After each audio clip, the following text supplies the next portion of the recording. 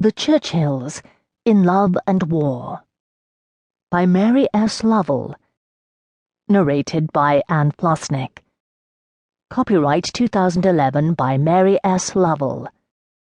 This audiobook is published by arrangement with W. W. Norton and Company, Incorporated, and was produced in the year 2011 by Tantor Media, Incorporated, which holds the copyright thereto.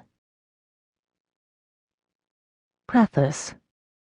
It is no easy task to write about a family that produced so many strong and active personalities, some of whose lives were so colourful that they provided source material for best-selling contemporary novelists such as Anthony Trollope, Edith Wharton, and Henry James. Even so, everyone in this extraordinary family is overshadowed by one of the most remarkable men in modern history.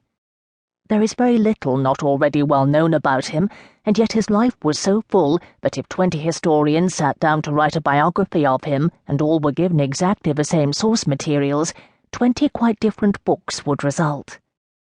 In addition to the scores of books written about Winston Spencer Churchill, he produced a mini-library himself. 50-odd titles, some multi-volume, all written in prose that could hardly be bettered, and there remains an enduring fascination with the man. What made him so special? Many of the books about Churchill are heavyweight political biographies in which the private man is lost to the average reader amid the history of the great events of the 20th century. But in a book about the Churchill family, it is impossible to provide an in-depth account of Winston Churchill's political career, and this is not my intention. Churchill appears here as a family man, a pivot around whose activities, to a greater or lesser extent, other family members live out their lives. I hope to give readers easier access to these individuals, especially those of the 19th and 20th centuries. It is the way Winston's personality and activities impinged on the lives of his family members that is important here, rather than those events which made him a household name and a national hero. Despite all the reading I have done on Churchill over the years, there is always more to read. Even in the last year, 2009 to 2010, newspaper articles have raised questions about aspects of his life and the lives of some of those close to him, such as the true cause of his father's early death. And it has been claimed that his mother Jennie had over 200 lovers, but his younger brother Jack was the result of an affair between Jennie and a lover in Ireland. But Winston and Clementine were estranged for a good deal of their marriage, that Churchill was a bully.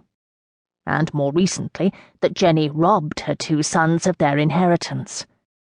Sir Winston's last private secretary wisely wrote in his memoir of Sir Winston's final years, "History is history, and nothing portrayed or written of Winston Churchill can diminish his stature."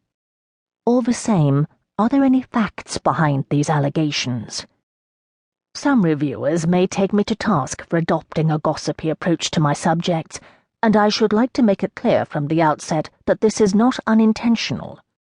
In my experience, and I approach the allotted biblical span of human years, the world has always thrived on gossip, and provided contemporary gossip is presented with appropriate explanation and is properly sourced, then it can have a place even in serious biography.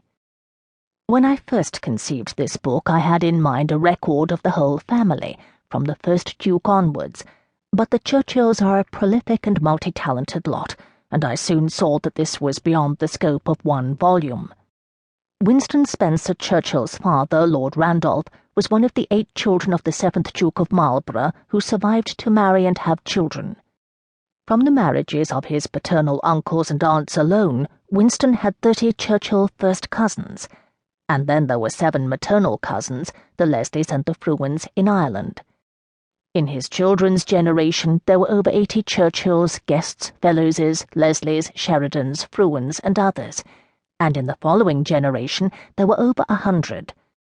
So in order to keep this book to a manageable size, I quickly revised my brief to include only extraordinary deeds, behaviour, achievement in the Churchill family during the last 150 years. Even then, for reasons of space, I have had to cull hard. For example, the Guest family had many fascinating adventures in East Africa in the 30s that would make a book on its own. Winston Churchill did not become a leader by accident.